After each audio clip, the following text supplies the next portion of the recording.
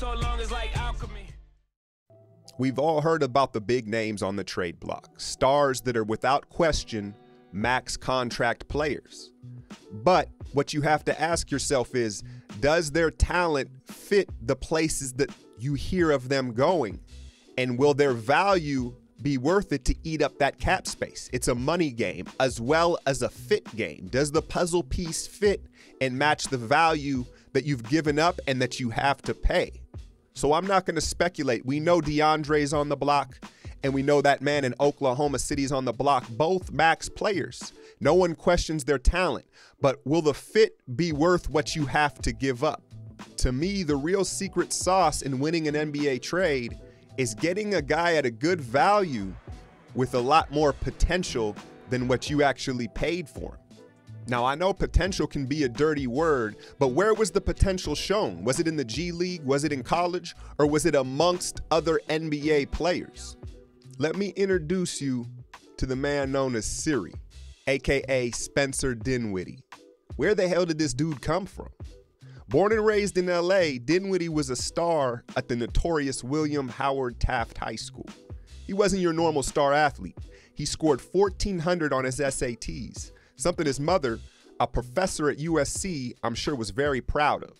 Spencer was named the 2011 California High School Player of the Year and was a top 25 national point guard recruit. But passing up his chance to go to Harvard, he decided on Colorado. And looking like a potential lottery pick, everything changed when he blew his knee out his junior year. He still made the league, but was buried in Detroit as the 38th pick in 2014. Once his knee was fully right from the ACL, he found himself on the outside looking in, playing for the Bulls G League team. After more than holding his own against several NBA talents, the Nets, with not much to lose, signed him to a 3-year, $2.9 million deal in 2016. Fast forward to this season. The newly acquired face of the franchise goes down, and all of a sudden Dinwiddie finds himself with the keys to the franchise, at least for the time being. Now what you're looking at is a 6'6" combo guard whose swagger and toolbox are seeming to grow with each game. We talked about how smart he is, and that translates onto the court as well. At just 24, he understands where and how to attack mismatches, using a nasty hesitation dribble and showing off his greatest attribute other than his mind, his length.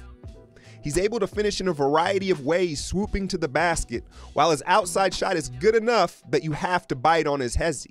Now, I know I'm talking him up like he's a superstar in the making. Hold up, pump the brakes, Alchemy.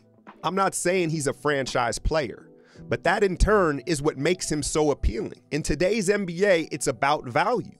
And at 24, with a growing NBA skill set, a mind and a swagger for the game, he could be the third guard that all these playoff teams are looking for.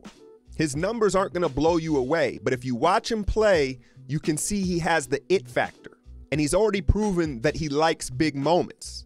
I would argue his efficiency would go up playing with more talent around him and playing against second units. But here's the best part. What would it cost you to acquire Siri? The Nets, with D'Angelo Russell soon to return, seem like they're willing to part with this 24-year-old on a very small contract. So this may not be the superstar splash that your team is looking to make, but it could be a subtle move that doesn't cost you the kitchen sink. Risk, reward, and fit. I think this is the guy that a lot of these fringe playoff teams should target as their third guard to push them over the top. But I want to know what y'all think. Blazer fans, Pelican fans, Piston fans, Wizards fans.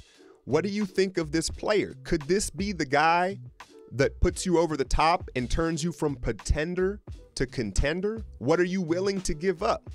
I'm not saying it all falls into place for you this season, but sometimes it's the moves that you make now that will pay off later. Hit that like, share, and subscribe. I'm out, y'all.